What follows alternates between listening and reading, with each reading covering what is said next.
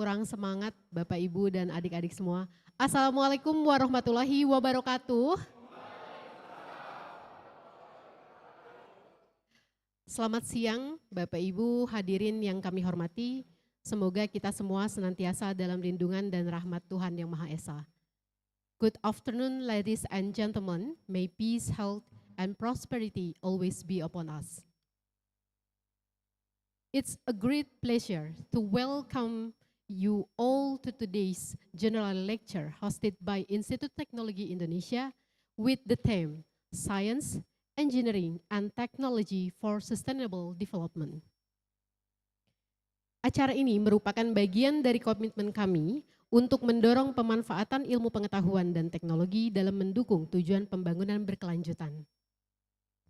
On this occasion, allow me to respectfully acknowledge the presence of Dr. Insinyur Heru Dewanto, MSc, Eng IPU, ACPE, APEC Engineering, Chairman of YPTI, who will also serve as today's moderator.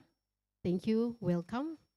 And Profesor Dr. Insinyur Sofian Syah Jayaputra, STMSIS, IPU ASEAN Engineering, Rector of Institute Teknologi Indonesia, and most importantly, our distinguished guest speaker, Mr. Tan Seng Chuan, President-elect of the World Federation of Engineering Organization. Welcome to Indonesia. It is but an honor and pleasure to welcome you to Serpong, located in South Tangerang, Banten Province, Indonesia, and we hope your visit will be enjoyable and fruitful. Thank you so much for coming. Kami juga menyambut dengan hangat seluruh peserta kuliah umum, baik yang hadir secara langsung maupun daring.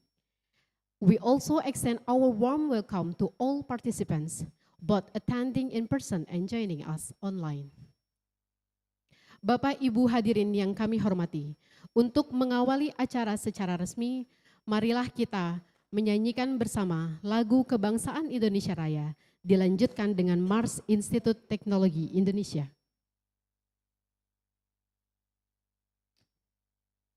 Distinguished guests, to begin today's program, please join us in singing the Indonesian National Anthem, Indonesia Raya, followed by the Institute Teknologi Indonesia Hymn. Hadirin dimohon berdiri.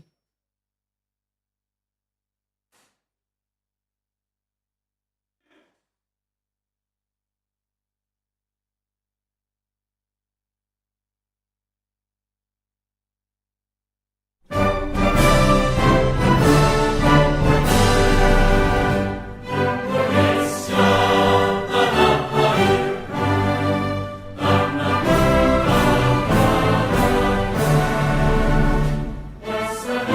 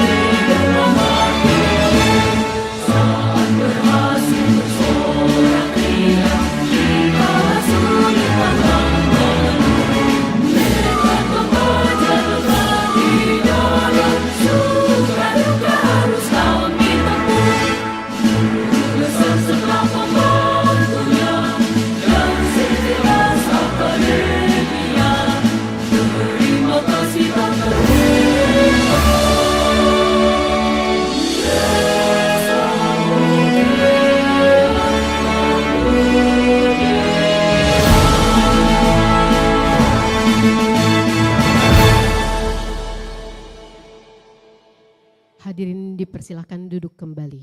Thank you, please be seated.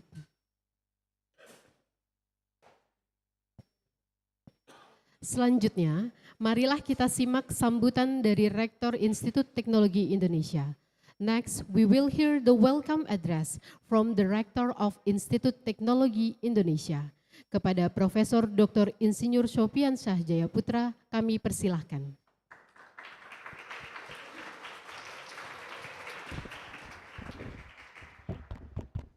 Bismillahirrahmanirrahim. Assalamualaikum warahmatullahi wabarakatuh.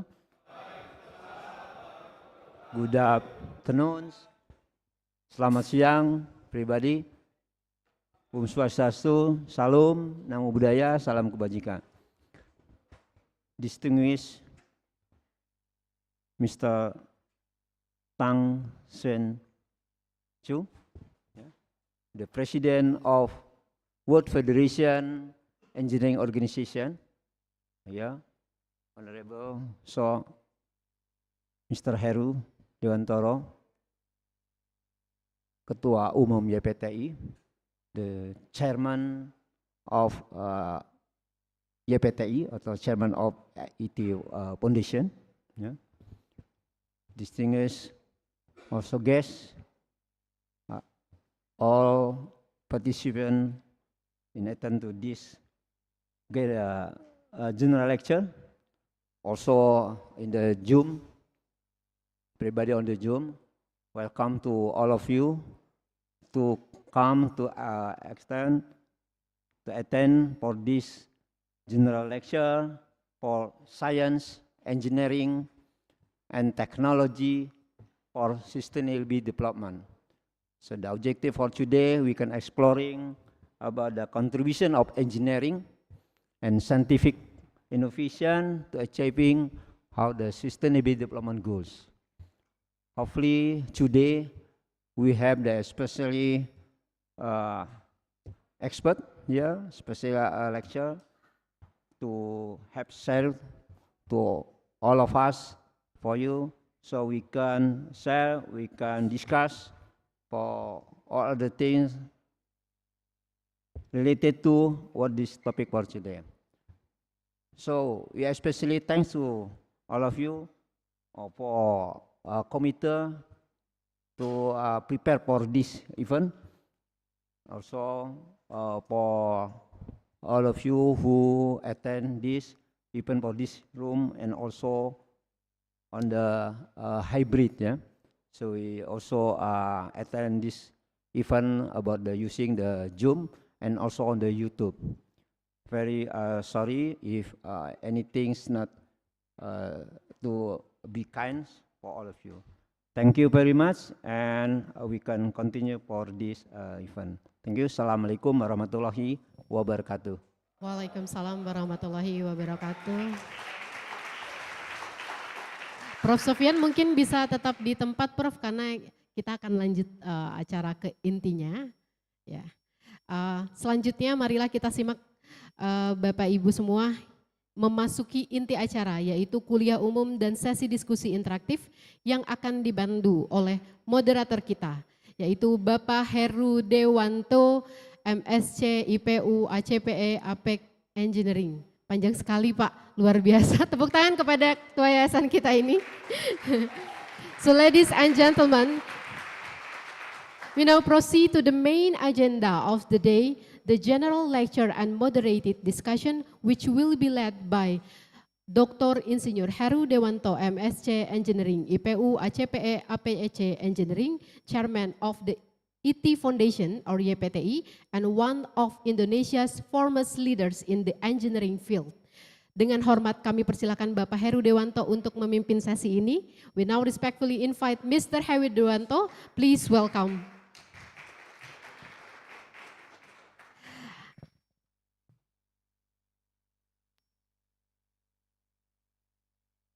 And then we also invite Mr. Tan Sen Chuan to accompanied by Mr. Heru, and will be continue with the discussion. Okay, thank you so much, Professor. Please applause to the general lecturer of today's. Oke, kami persilahkan kepada Pak Heru untuk memimpin diskusi hari ini. Assalamualaikum warahmatullahi wabarakatuh.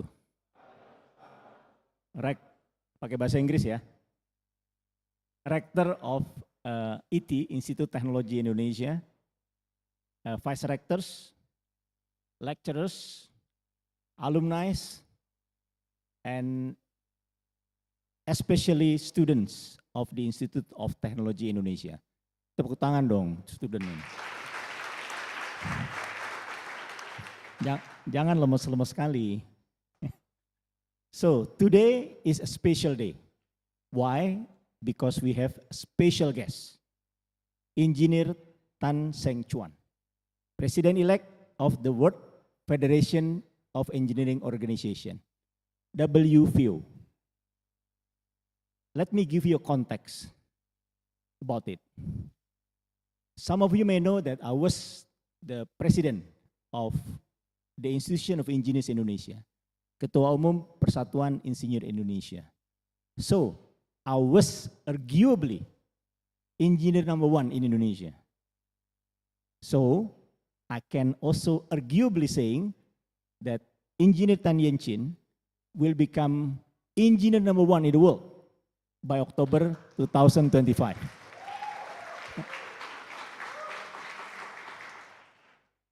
So before he become number one engineer in the world, while he is still the president-elect of WFEO, we have the privilege to invite him to deliver his view, sharing his vision with all of us, especially students of the Institute Teknologi Indonesia. Now, let me give a little bit background about the theme of the discussion today. What was the role of science, engineering, and technology in shaping the world, the mankind civilization? It was started with Society 1.0. The hunters and gatherers society.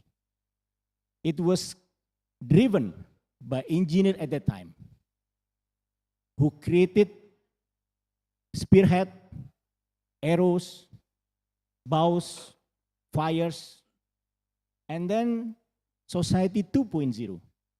It was driven by engineers at the time who created agriculture technology to become Society of Agriculture.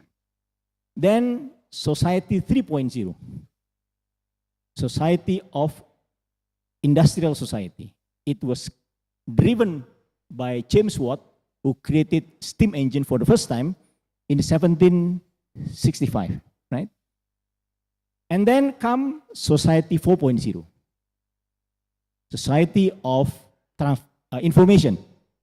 It was created by engineers who created digital technology, internet, and computers. Going forward, we will welcome Society 5.0. This time, for Society 5.0 would be different with Society 1.0 to 4.0. Why? Because it is a human-centric society.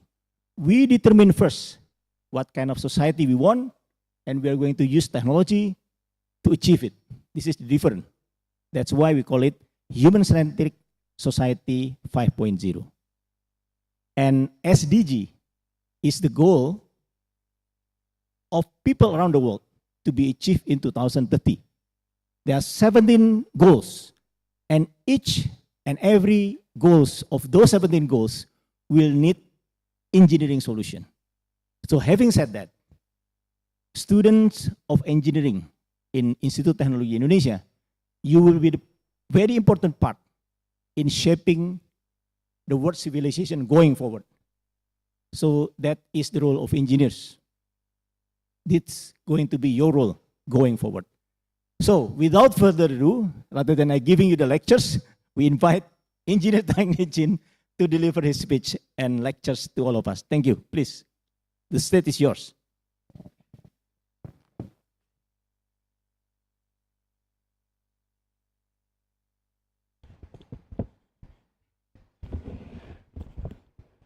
So good afternoon, everybody. Thank you for coming here to listen to my lecture. It's a privilege to come here to give a special lecture to everybody here. And it is also very important, as what Dr. Heru say, is the generation of engineering. I'm going to take over the president for the World Federation of Engineering Organization in October, based in Shanghai, China. It's going to have a big celebrations about engineering. So today, I'm going to share with you how important is sustainable development and how are you going to incorporate into the whole concept a mindset change into our future nation building. And this is something I would take another 30 minutes to share with you to see how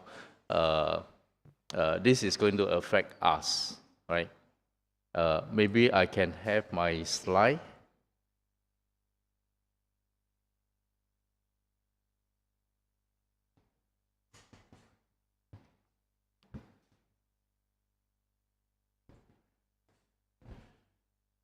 I just prepare thank you very much. I just prepare a few slides just to share that with you. So sustainable development, sorry.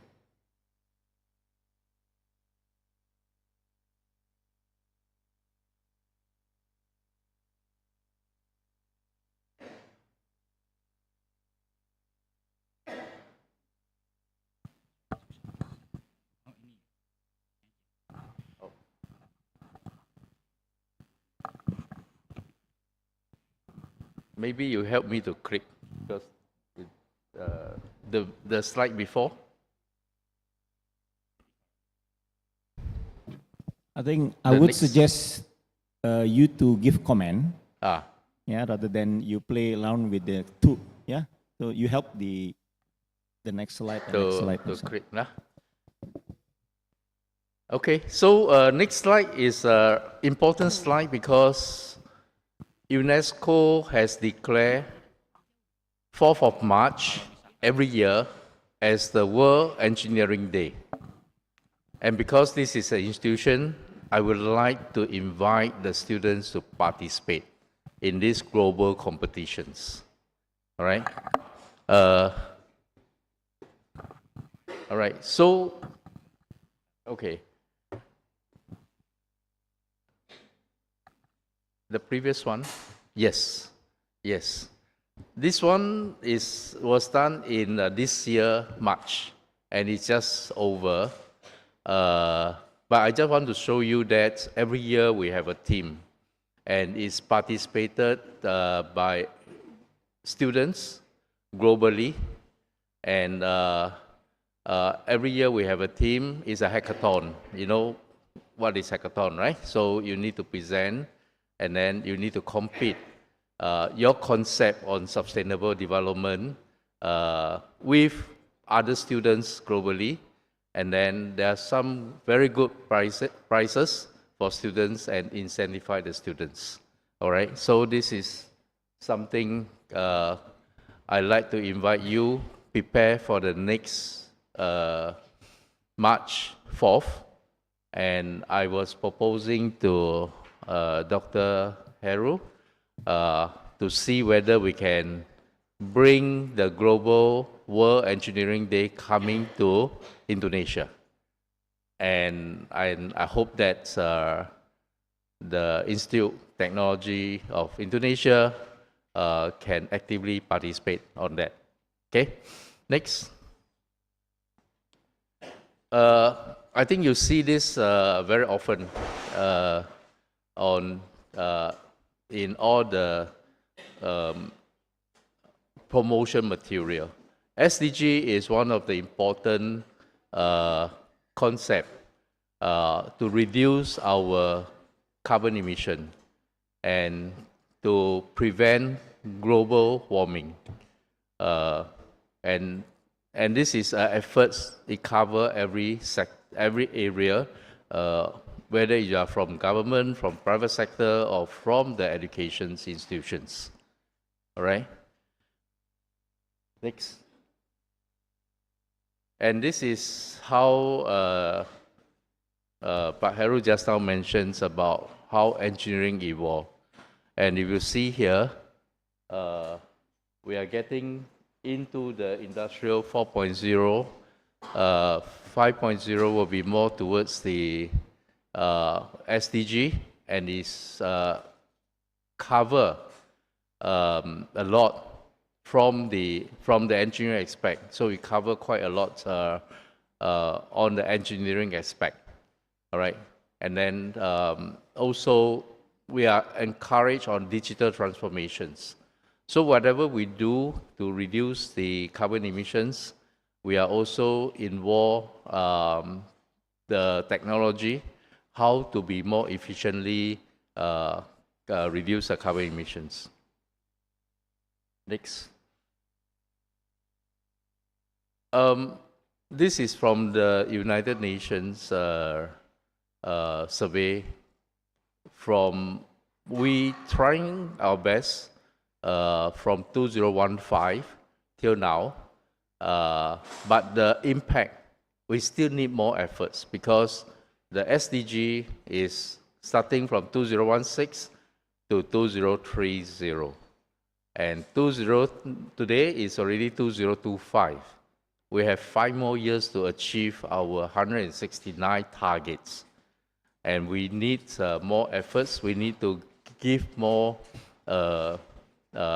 push for everybody to see how they can help to reduce the carbon emissions. All right, and to practice SDG. So this 70 SDG is very important. Of course, I can go through one by one, but today we don't have much time. Maybe some other days.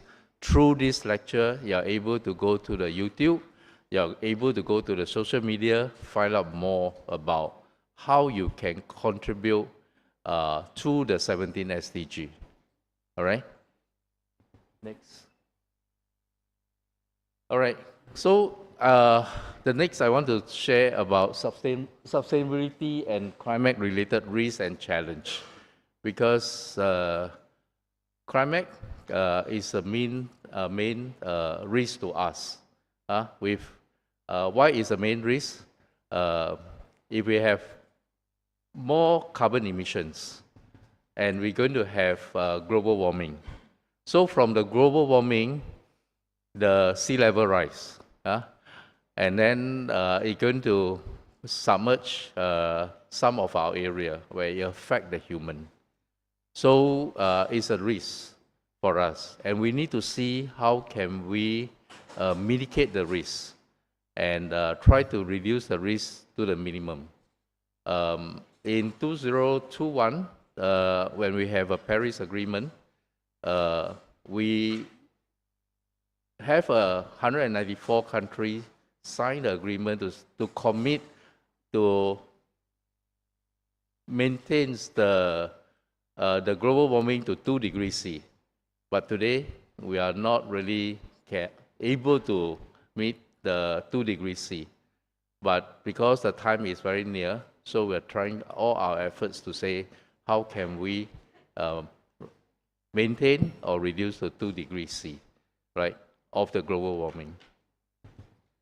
So the risk over here, if you are able to see that, the biggest risk on the longer term, of course on the shorter time, is more towards the risk on these informations, because of the information, there's a lot of misinformation, scam, and all those things.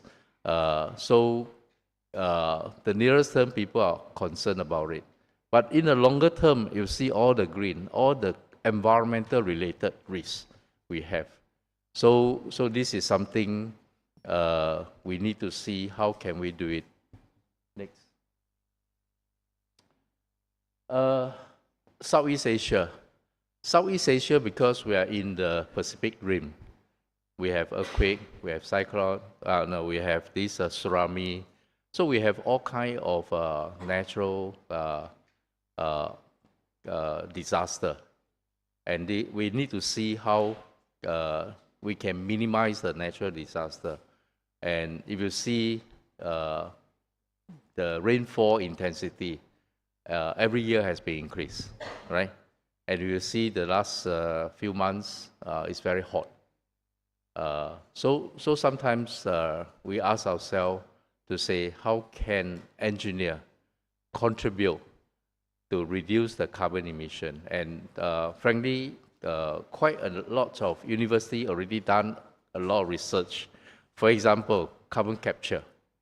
How do you capture the carbon in order not to contribute to the global warming?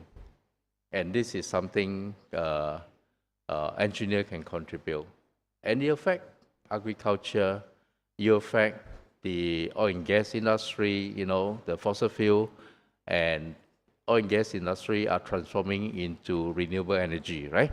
So if you heard a lot of renewable energy and EV cars, all these are new innovations to reduce the carbon emissions.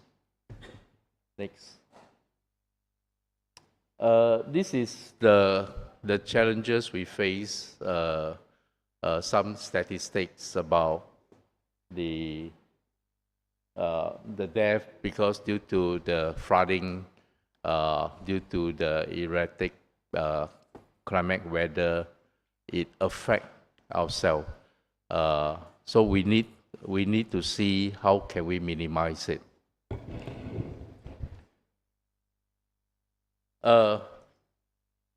Probably you heard about transition to net zero. Many countries look in the last COP agreement. They promised to transition to net zero. So they declare by 2050 we're going to be a net zero country, right? And for Indonesia, commitment is 2060, right? Any of you know? So Indonesia government has committed to say we're going to have a net zero. What is net zero? Net zero is you are emitting whatever at the present level, you are not going to exceed what is the baseline level, right? Of course, you still emit, but you reduce the impact of the carbon emissions, all right? And this is where the scientists are calculating based on the commitment, and they are saying that, okay, this will, how far the global warming can be reduced. So very important is the impact. Yesterday I was talking in another forum by organized by Cardin, and we have our colleagues from OJK and all the financial sectors to talk about how financial tools are able to help to manage the green journey of the industry, right? Because every industry and every business need money to operate. And if you are able to encourage a company to go for green and they have a preferential interest rate, then a company will naturally want to go into a green because they pay less on their loan. So this is something we are trying to leverage financial tool to curb the increase in this temperature. Next. And how to transition to net zero? There are many other ways. So The low-hanging fruit, say for example, the aircon over here, we can check on how efficient is the aircon is operating, right? Looking into efficiency of the chiller, all right? And then others, it may be utilize your rooftop to install this solar panel. All right, solar panel is a green energy. All right, so we are trying to prevent using fossil fuel energy, so that we can use more renewable energies to generate power for our use. Technology is one of the area where I can see many university has started to do the innovations to have projects related to energy reductions. So this is where just now I mentioned about the hackathon for students. You can have come up with some idea, and then you are able to participate in a hackathon. So this your idea, maybe in future can transform into commercial use. Next. All right, so this is more towards the whatever initiative we do, you need collaboration, because there's no single organization can reduce to implement the SDG. So we need collaborations. So this is more for the industry. So even for the students, if you have a different discipline, right, whether you're civil or whether you're mechanical, electrical, chemical, you're able to collaborate together so that you provide solutions to that. So you are not be just only, you just work within your discipline. Because now the whole trend of the solution provider, you need a multidisciplinary contributions. All right. Next. Building engineering capacity. How do you build engineering capacity? This is something related to you. I've spoken to quite a number of universities talking about how to transform their syllabus. Because traditionally, if you're civil engineering, you're talking about how to do calculation on civil engineering work, and then how do you do the structure, calculation of structure. And if you are doing drainage, sanitary, you're using the traditional code. And now all these codes may not apply, okay? May not apply because due to the climate change. And some of these codes are even under the revisions to say how can we take the rain intensity into, they are more frequent, higher rain intensity. So how are we going to take care of that? So as an engineer, you are not just only applying the codes of standards, but you need to think about how does it make sense? What is the innovative ways to do our design? All right. So this is something, there will be a change in the engineering syllabus to look into how we can build sustainability component into the syllabus so that the students are able to learn something from that. I'm involved in a few universities in Singapore to change their syllabus to build in the sustainability component, because their syllabus are very traditional, a lot talking about environmental, you're talking about water treatment, you're talking about energy, but then when you start to build in the sustainability component, we're looking at energy efficiency, renewable energy, right? What are the new technologies are able to teach the students in terms of, for example, digital twins. What is digital twins? When a few years ago, I started to talk to some of the industry people, talking about digital twins, basically is a live monitoring all right? So it's a live monitoring, because now you cannot wait until 1 month later, then you measure the energy consumption. So when we talk about digital twin, is a live monitoring of the consumptions. And you can use in other areas. Say, for example, there is a fire fighting, and you can exactly know what is the positions of it. Last month or 2 months ago, I attended a conference in Spain. We're talking about geospatial. What is geospatial? It's something like not in our traditional syllabus.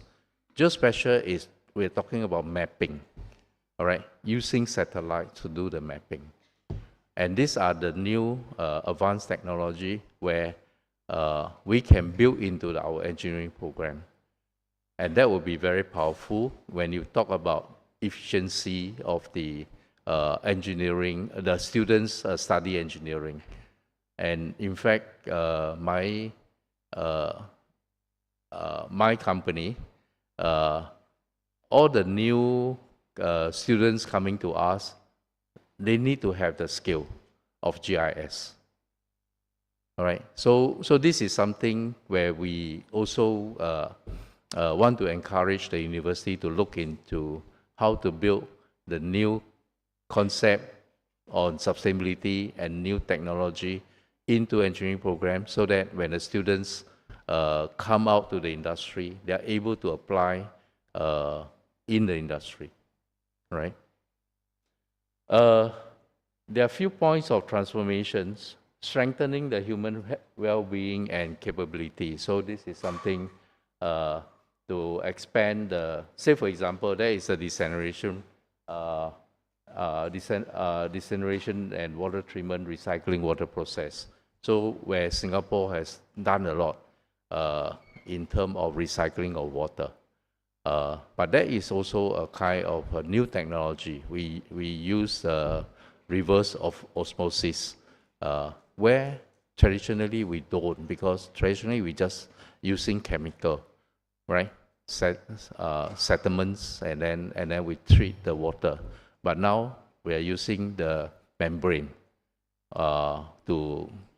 so all this kind of new technology and concept, if the students are able to learn, then you are able to, after you graduate, you are able to apply in the industry. Also, the example like industry technology and the funding mechanism of green innovation. Funding mechanism, we are referring to the bank. What is the mechanism we fund? Say, for example, we work with the bank on sustainable link loan.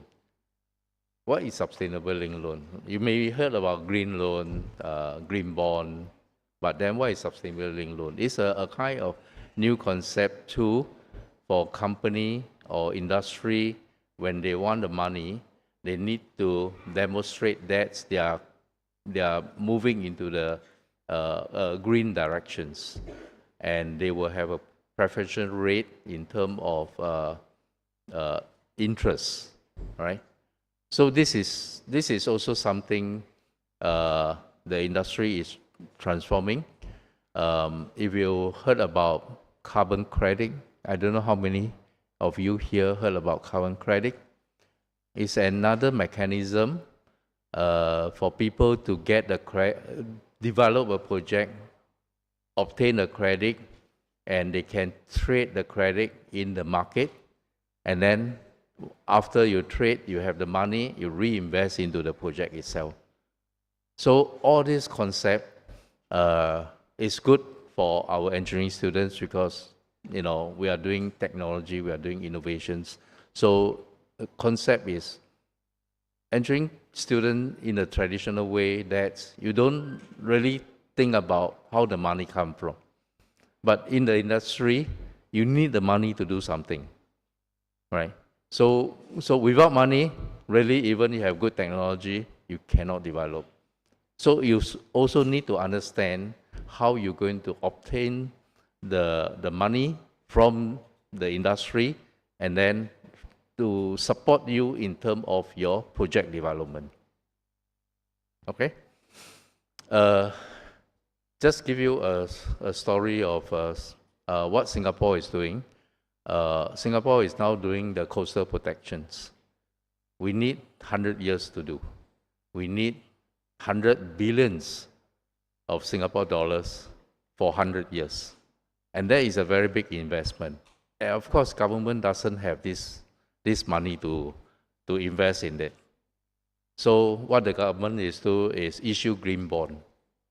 All right?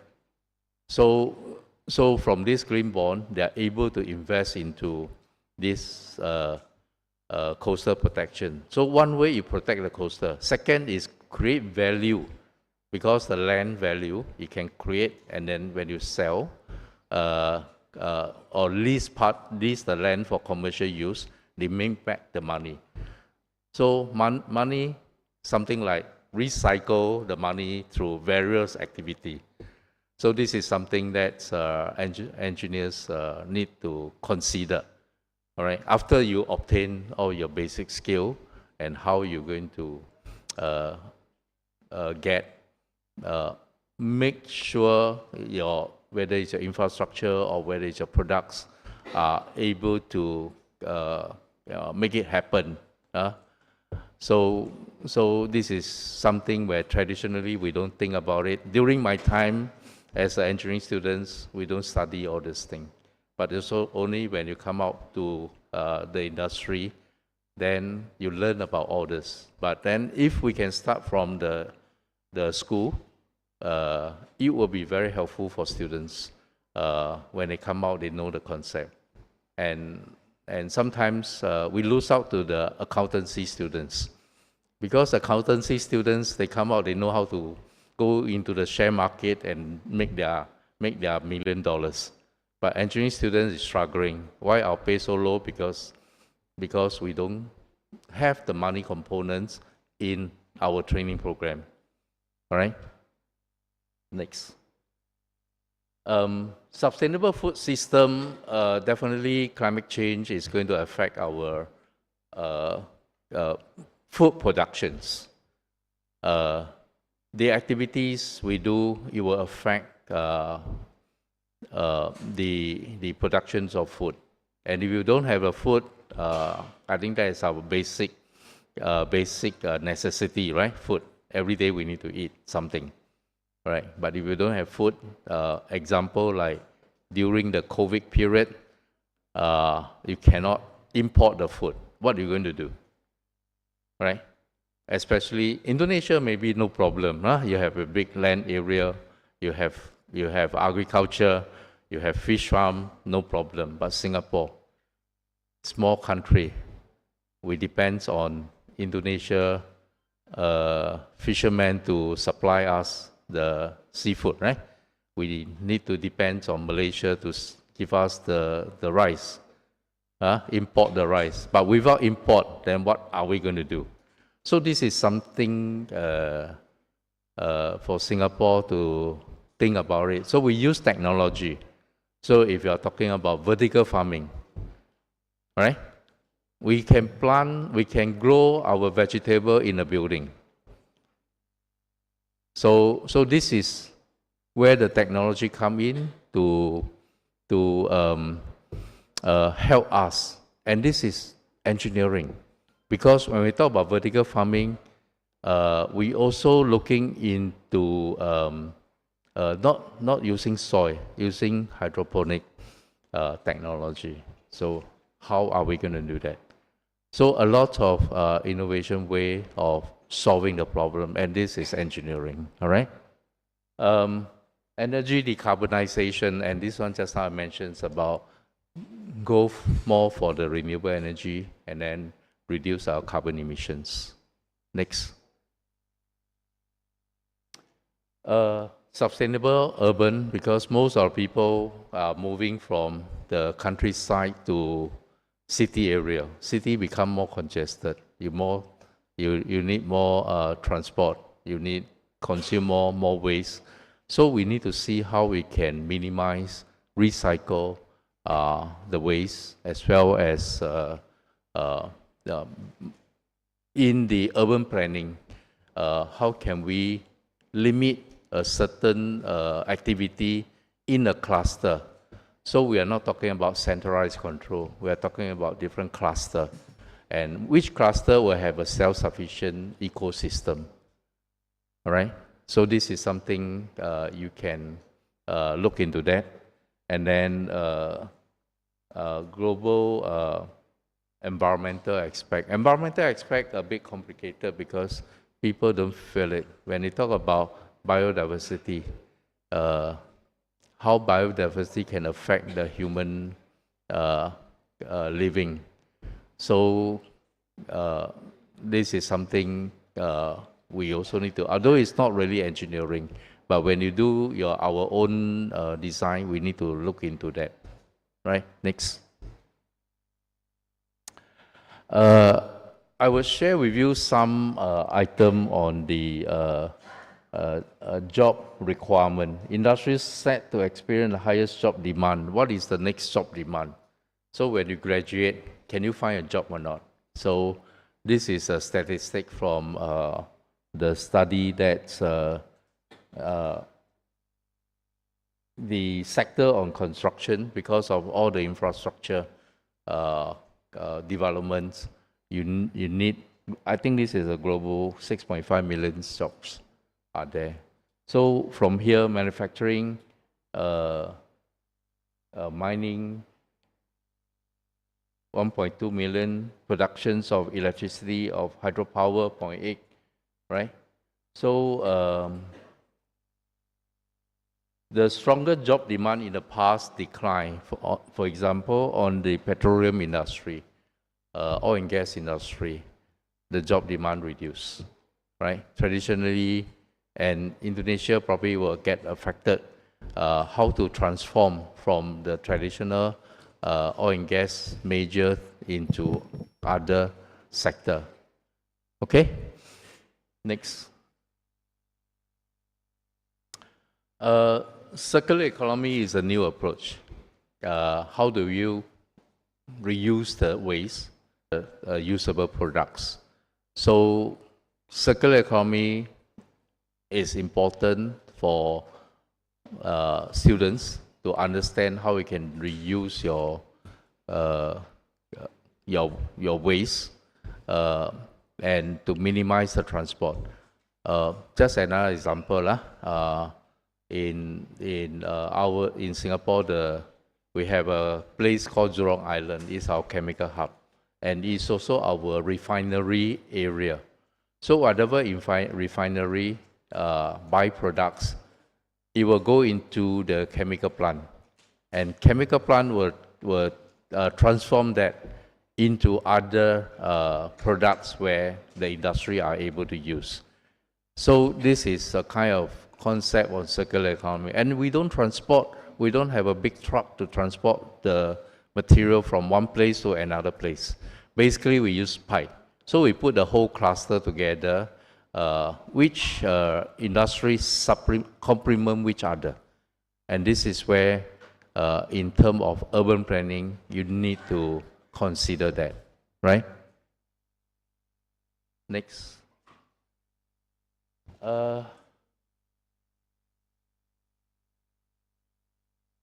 The stronger job demand decline, you can say production of electricity by coal, manufacturing of basic iron and steel.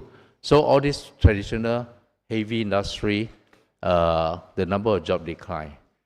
Basically, this is because of we are looking into the new area of jobs, of professions. Okay, next. So for skill and educations, we need to look into, for a project in the industry, need to be a future, understand the new redefined role. So this is a new concept. We need to change our mindset. And then you need to looking into an impact. What are the impact? How do you upskill? Even you are already in the industry, you need to say, how are you going to upskill, right? If you are doing civil engineering or mechanical, how can you upskill yourself to get more knowledge and able you into other industry? Build technological savvy, all right? So, and improve your skills and resource available, right? So most of us graduated as one basic degree, but now we can do a multiple area of work, right? So, and this is where continuing learning is important. Next. Training. The academic institutions and practitioner working together. So you see a trend that's in most of the university, not only in Singapore, but I would see most of the university, they hire industry practitioner to teach in the university, right? Because based on their knowledge, they are able to contribute to supplement the academic syllabus. So the student will be able to relate what is practical way of doing things compared to the theory. So this is also something we see a lot now because at the end of the day, we want the students to, after graduate, they have a jobs. So that is the indicator, and everybody is, every university are, trying their best to say how can we help the student find a job, so that people use that as an indicator as a good university. All right, if you can get a job, you have a job. Every batch of students, you can get about 90% of employment. People will think that, okay, this is a university, and they want to send their children to the university because after they graduate, they can find a job. And this is also a lot of indicator when, if you are, I'm involved in the Washington Accord. Washington Accord is the in the international benchmarking of their skill set, right? So skill competency. So this skill competency is patched, it map up with the industrial demand. So one of the indicator is once you graduate from this school, what is a percentage of employment from this university? And that will be a kind of indicator how good is this university are. All right, so something can think about it.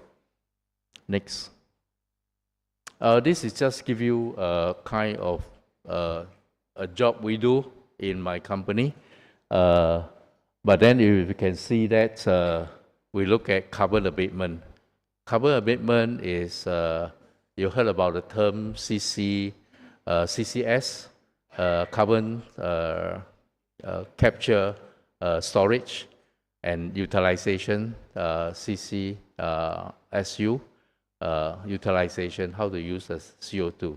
So for carbon abatement kind of project for oil and gas, the government is trying to reduce their, incentivize the oil and gas industry to reduce, using technology to reduce their carbon emissions.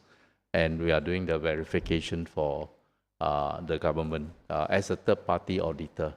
Right, next.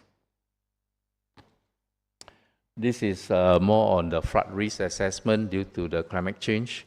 So it's another new area, because last time, as long as you can follow the design, you don't do all this because the code is already been for you to do the design. But nowadays, due to the erratic of the climate change, rain intensity sometimes very high, then you are able, you need to look into the flooding of the new development, and this is something we are doing it. This is for one of the bank in Singapore. Although it's a new building, but there's still concerns about flooding because this is a data center. Okay, next. And of course, this is a new concept. A lot of things you don't hear. Yesterday in the workshop, we talked about PCAF. PCAF is a kind of standards for the banking industry. So as a civil engineer, why we are looking into all this? Really is a new area where engineers are able to explore. Traditionally, this kind of work is done by accountants, but then why engineer cannot do it? All right. So if you are interested in looking at sustainable development goals, you are able to pick up a lot more opportunity in your career. Next. This is Tianjin Eco-City is a collaboration between Singapore government and Chinese government. Tianjin, we did a job to look at the waste roadmap. It's a 10 years waste roadmap. How can they be more efficient? So the waste collection is not just a traditional using truck. We're using the underground vacuum to suck out all the waste and then centralized treatment. So it's a kind of roadmap. It's a combining technology where they can make implementations. And if you go to Tianjin, most of the districts, they are using the suctions. They are not using the manpower to collect the waste, right? Next. So ESG transformation. ESG stands for environmental, social, and governance, right? So this is basic, something you need to know. How we can leverage on ESG towards the net zero. So the three key words, urbanizations, digitalizations, and climate change. If you focus on this, I would say in your career you don't have any problems because you definitely can find a job. So we, in the last few days, spoken to quite a number of people looking at the employment rate of the students. But then you need to map up your skill set and the job demand. So if you graduated and your skill set doesn't match the job demand, you take probably a year or two to find a job. But if the demand is there and your study are able to meet the demand of the industry, you can get job immediately. I do have students during your course of study, during the exam period, usually is in January, I already offer them a jobs. And they only come in September, 9 months. Offer them a job, I'll wait for them to graduate. So this is a kind of what universities should do, is to have a certain program to attract students for them to have the skill set. The industry will definitely go to them and reserve them to join their company. Okay? So I think that is one important area I like to share with this Institute of Technology Indonesia. Okay, so that will be my last slide. Thank you very much.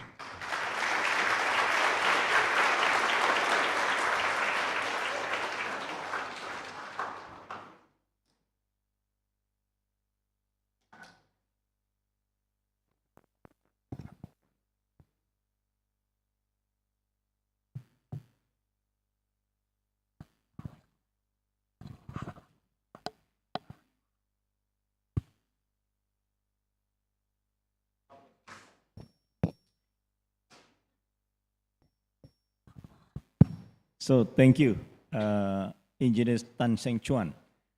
So I think by 4 o'clock you have to leave for airport because uh, Engineer Tang Seng Chuan has to depart to Singapore. So I would like to invite any one of you who has some question, especially students. Ini pada ngerti nggak tadi tuh? Jangan-jangan pada nggak ngerti. Yes. First question from alumni. I should say Assalamualaikum warahmatullahi wabarakatuh. Waalaikumsalam warahmatullahi wabarakatuh. My name is Ahmad Sadewa. I'm alumni from civil engineering. I'm quite impressed with your lecture, and the most of it, you're talking about the climate. My business now, mostly in the mining business. I think Pak Heru knows about my business, mostly in the mineral metal business. And I'm going to ask you about, we know mining business is destructive. And since that you're talking about climate, I know about the carbon trading. I was in Singapore talking about the carbon trading. And what I know, since that protocol Kyoto to Paris until the Bali, and then the word is already committed. I don't know about the Indonesia, is already ratified or not, but the word committed to reduce 2 degrees on 2050, or not, if I'm not mistaken. The consequences is that all the power plant using coal has to be shut down. And if I'm not mistaken, World Bank will buy those power plant and then they will shut it down. I don't know about 2050 if we can achieve that, reducing 2 degrees Celsius, because what I heard, even in Canada, the temperatures suddenly around 50 degrees Celsius. Canada, up north, is scary. So my question to you, Mr. Tan, is that any solution? For example, for me, I'm in the mining business. How to reduce that? Because we have to see about the climate eventually.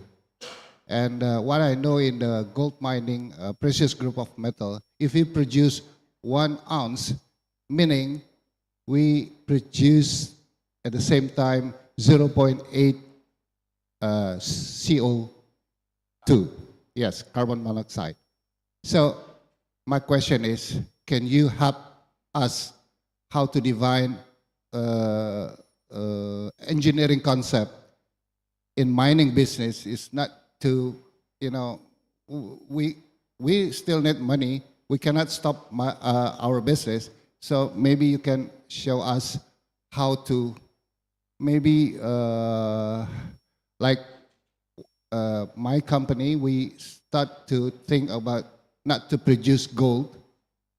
Instead, we preserve the forest, and we set up something to think about getting money still until today. And I hope you can give us at least how we can achieve still in the mining business, but we're not ruin the forest. That's my question. Thank you. Okay.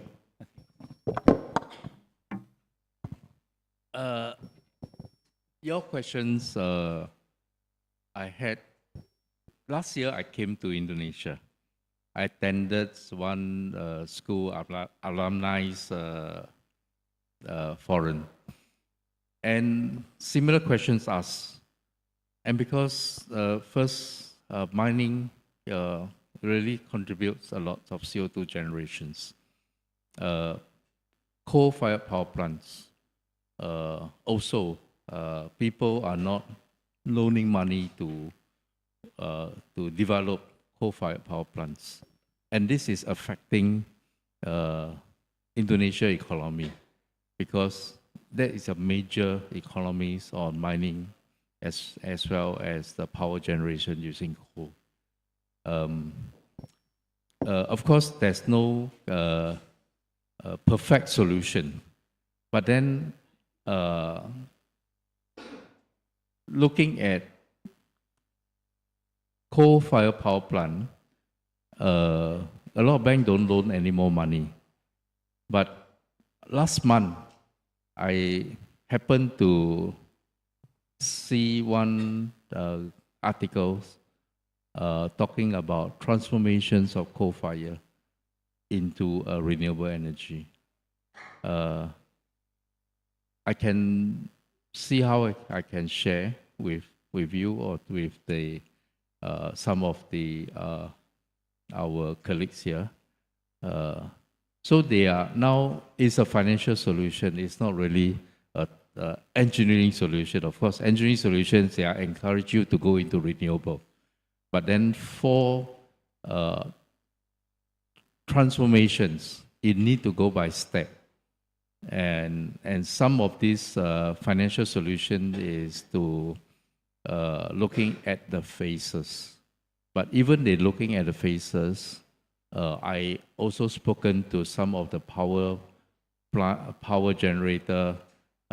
They do have a constraint because the regulations, there's a limitations to supply renewable energy to the grid. So government need to looking into the regulation aspect as well, not just only saying we need to transform to renewable energy. Of course, taking example in Singapore is the government incentivize. We have collected carbon tax. So you know this carbon tax is not to the government's pockets for their spending, but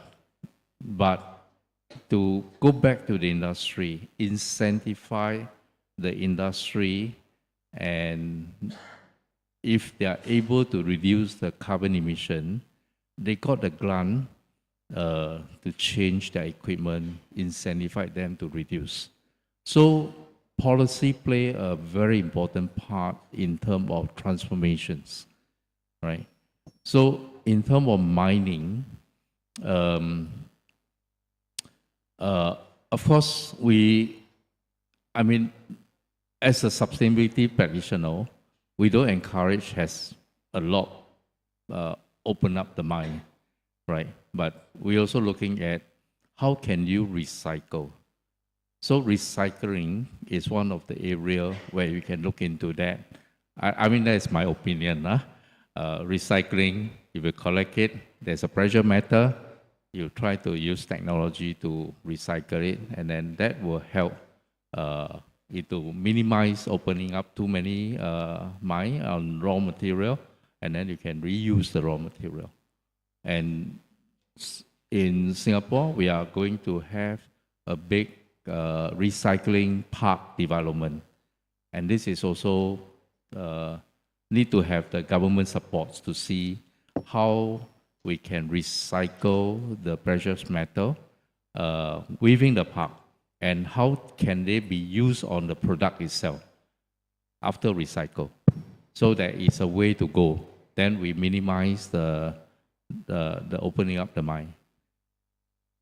All right, this is not a perfect solution, but it's something like some suggestions that we can look into that. All right. Well, there is always a fight between development and sustainability. We cannot pursue sustainability in the expense of development. And the other way around, we cannot pursue development in the expense of sustainability. Therefore, there's a term, just energy transition. So we pursue energy transition not merely for decarbonization, but energy transition also for development, for business development as well. So that's actually the terms of just energy transition, to find a balance between pursuing sustainability, net zero emission, but at the same time, still develop the countries. Yeah, I think that's the terms of just energy transition. Any other question from especially from please, student.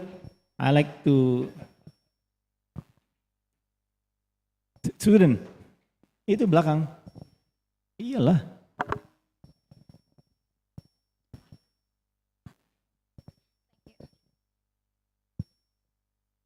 Good afternoon, sir. Thank you for inspiring talk for today. So first of all, my name is Salma Faiza. I'm from Industrial Engineering. So I have a question. So as a student, I often feel overwhelmed by how big the sustainability challenge is, but I also want to contribute about it. So what's one practical step that I can take that really matters to, or maybe it's a smarter step to take for the first time? Thank you.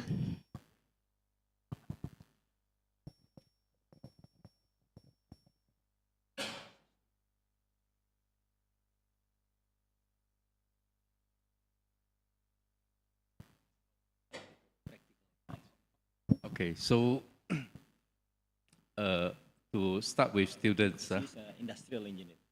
industrial engineer, they're even more important. So as a students, basically you need to understand the concept. I think the concept on the what is the impact on how we implement the SDG. All right. So I suppose the industrial engineering is more related to products, right? I suppose so lah. For industrial engineering, you are doing the products design and yeah. So for products, we are looking into. In fact, in future, most of the material or most of product we use, we need to calculate the carbon emissions, right?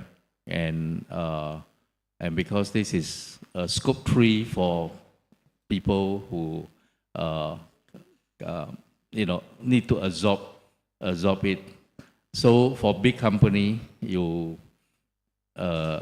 when you buy a material, say for a fan, the fan, they will need to calculate what is the carbon emission. So how to transform that into a green products. So for students, before you look into where the career you are able to have is how you can having a concept on green products. How can you make the product green? All right. So that's under the example on the construction sector. Now we are talking about green steel, green concrete, green, everything is green. So when you talk about what is the carbon emission, so in terms of markets, due to the regulations, maybe in future, they will ask for, any projects will ask for green material. But how are you going to calculate what is green, right? So how are you going to compete in the markets? You need to compete not only by pricing, not only by quality, but you also need to compete by what is your minimum carbon you are able to generate. Okay, so I think is something you can prepare for that. We are doing something for recycled material. What is the carbon footprint for the product itself? And using the concept of life cycle assessment. All right. When you talk about life cycle assessment, is from from the cradle to grave, or cradle to gate. And this is where we're talking about life cycle assessment and what is the carbon emissions for that product. If you buy Apple handphone, nowadays they also try to get the components to minimize their carbon footprint of the product itself. In Singapore, if you go to any car dealer, every car will have indicate what is the carbon emissions. So that will be a trench for industrial engineering to say every product you design, you need to be green. So we can prepare for that. Thank you. Very good question and very good English. All right, next question. Yes, one. Another one. Another one. Okay, first question.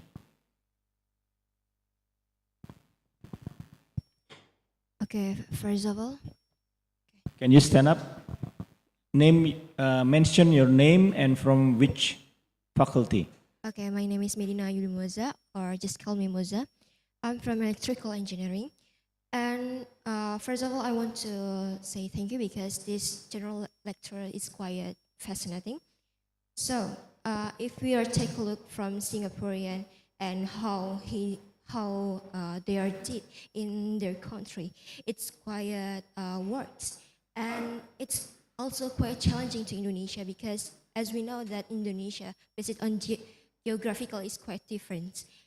And as a result, there is a technological gap in Indonesia.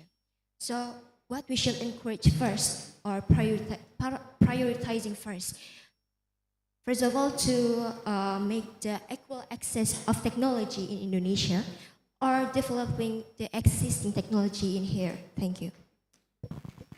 That's a very good question. In another word, you are saying that becoming engineer in Indonesia is much more difficult than become engineer in Singapore, right? Right, right. Everybody agree with that? Yeah, because we have thousands of islands. We have to unify the islands with infrastructures, telecommunications, and the job of Indonesian engineers, it's much more difficult than the job of Singaporean engineers, right? I agree with you. Yeah, good question. But now in the digital world, we are compete with the whole world, not just only Singapore. In fact, for the case where I become president, I need to be elected by the whole world, all our members. And how are you going to stand up, make yourself different? I think that is the key. So a training, you need to have exposure into different areas. Say for example, if you do an internship, not just only Indonesia, because you already familiar with the Indonesia condition, maybe come to Singapore to do internship, right? And that will help you to understand different culture. And this is where our universities, they are very happy that to do a summer internship in various countries, different countries, whether it's Korea, Japan, even in Netherlands and Denmark, they're very happy on that. Frankly, in our company, we have internship from Indonesians, from US. They take the opportunity to come to the different part of the world to do internship. And this is where you make yourself different and you expose yourself. So with Indonesia has thousands of students, you will be able to stand up after you have the exposure. And frankly, from my experience, I'm not just working in Singapore. My whole career, I'm in Japan, I'm in US, I'm in Denmark. So we see what is needed, what is the future. Then we set our targets. What do we want to be? Then from there, you can achieve what you want. So this is, I think this is something like using my example as for you to take some reference. All right.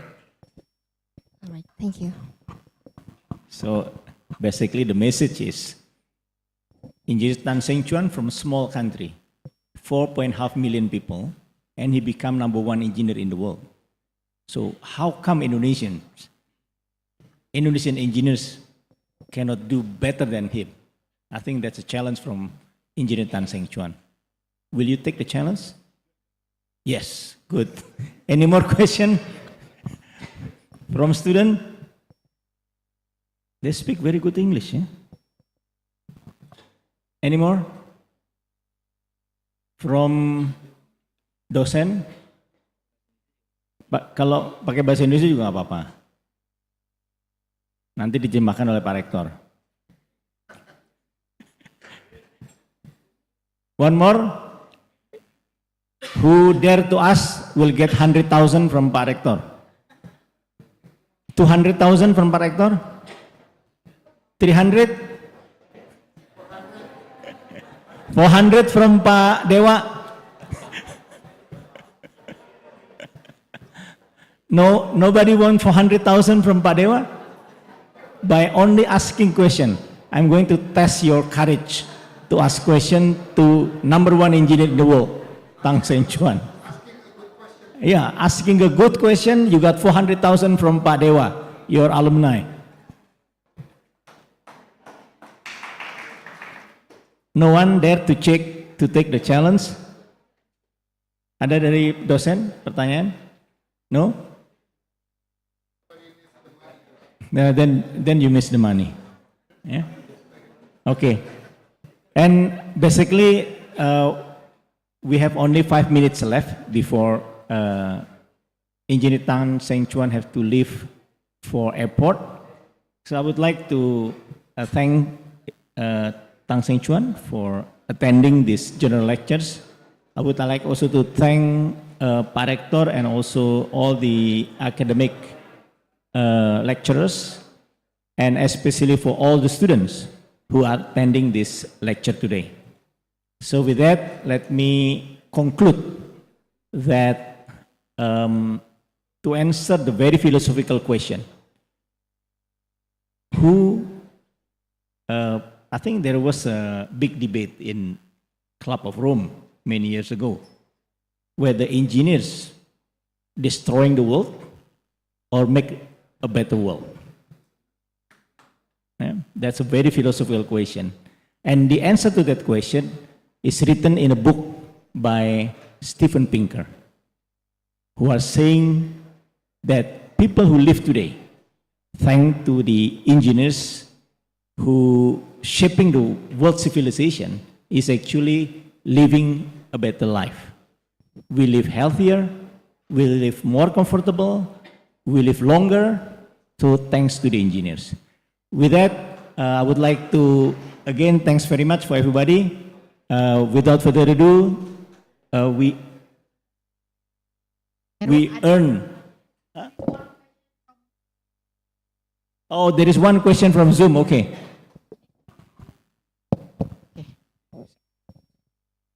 So someone asking question for Mr. Ng Tan.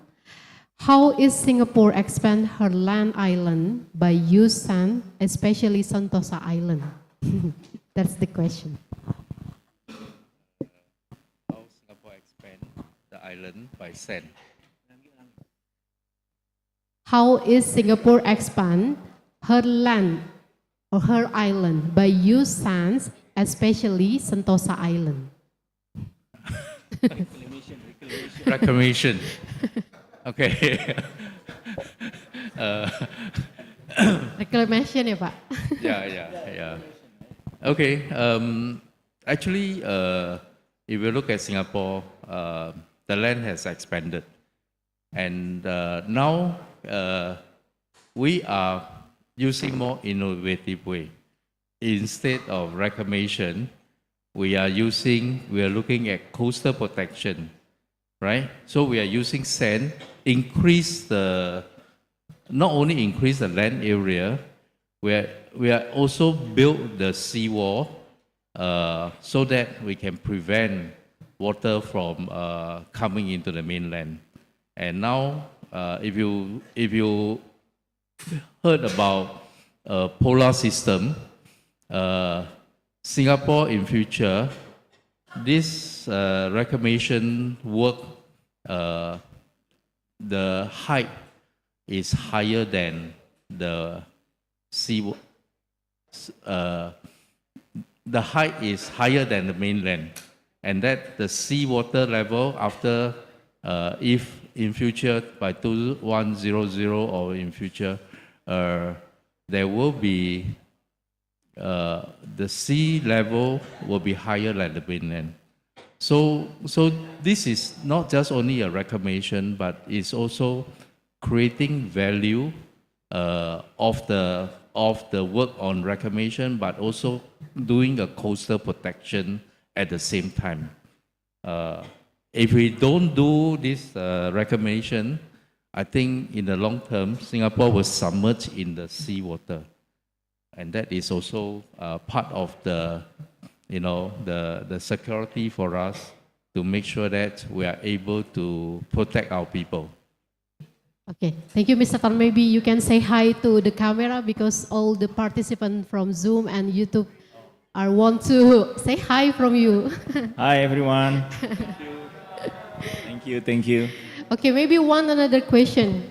Looking back at your journey from engineering student to global leader in sustainability, was there a pivotal moment or maybe crucial decision that transformed your career pathway? What can young people learn from that moment? Maybe this is from your journey, Mr. Tan. Thank you. Okay, so yeah. I think the life are not so smooth. So, and this is where you need to make the decisions. Initially, graduate as a civil engineer. We just doing the civil engineering work, building, structure design. But then up to a certain time, you feel that your knowledge is not enough. So I gone into power plant, building, designing power plant. I have done a few jobs in Indonesia, Malaysia, Thailand, most of the power plant in Singapore. I'm still doing power plant, but I'm doing audit for carbon emissions of power plant. So this is something in life. You go with the flow of economy. In the university, I don't like chemistry. But now I have to love chemistry because of my jobs. So those are the kind of, I would say, whether it's pivotal transformations or not, but in life, you have to make a decision that what you want, all right? And I do chemistry because of the water treatment. So I did one of the major water treatment plant, deep tunnel sewage system. That one I got to use a lot of chemistry to look into the treatment, but combining civil engineering as well. All right. So just go with the flow, go with the whole economic development, and then you see where is your target. And of course, number of years back, I take sustainability as something which is the future. So we make all these changes. And of course, the study, very important, continually study to gain knowledge so that we can get into our targeted journey. Okay? I think the message is clear. Greatness comes from challenges. How you overcome challenges. When you fall, how you stand up again and run again. So if your life is too easy, beware. Maybe your life will not be, you may not get into the top. Yeah?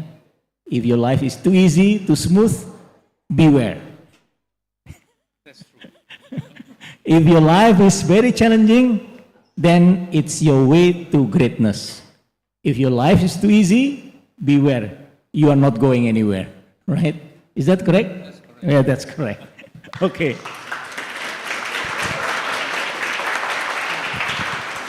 Okay, thank you very much again. Yeah, I think we give last round of applause to Engineer Tan Seng Chuan, President of WPO.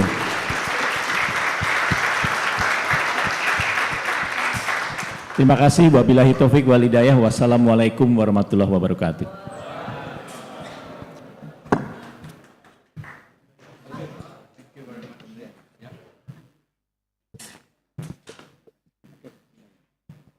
Okay, as a token of appreciation, a commemorative plaque will now be presented to our esteemed speaker.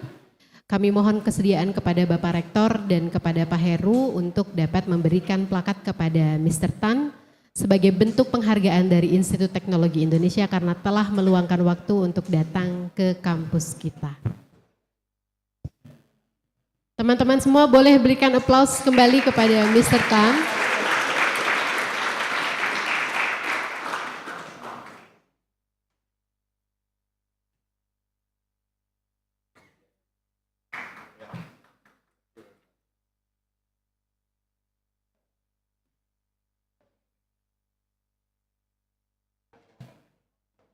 And then now will be photo session. Setelahnya teman-teman kita akan mengambil foto bersama.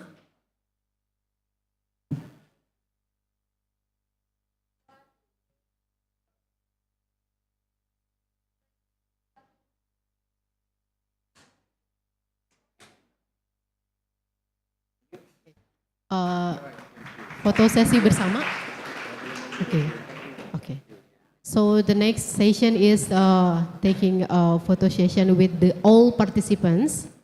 Ya, mungkin menghadap ke sana. Ya, ya, Pak.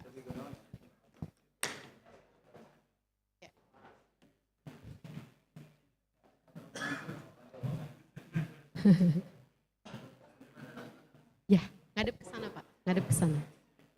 Oke. So please stand up for all participants. Ya, mungkin bisa berdiri biar lebih semangat teman-teman semua.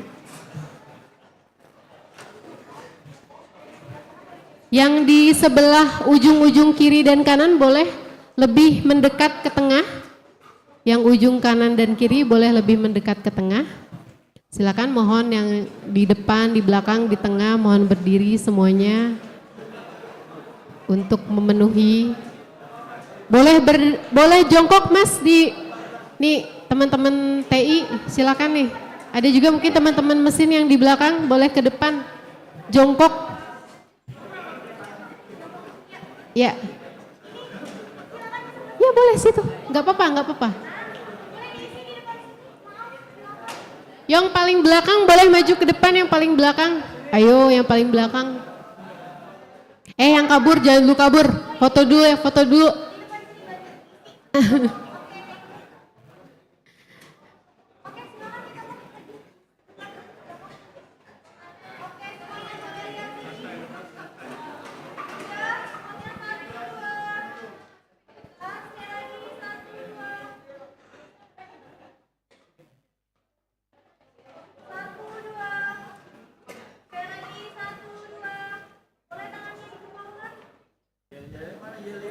So one more ya, kita punya yel-yel. Institut Teknologi Indonesia, kampusnya para insinyur, oke?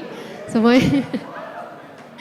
Oke, so Institut Teknologi Indonesia, Campus of Engineers ya. Bahasa Inggris apa bahasa Indonesia nih? Oh bahasa Indonesia aja kata Pak Heru ya, bahasa Indonesia aja ya. Mungkin yang teman-teman yang di depan nih, suaranya ada yang besar. Institut Teknologi Indonesia.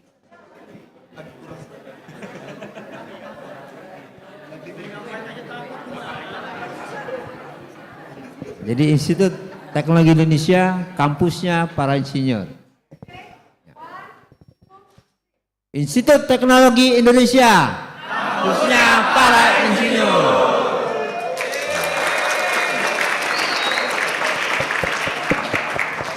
Oke, thank you very much. Terima kasih semuanya atas partisipasi dan kedatangannya pada hari ini.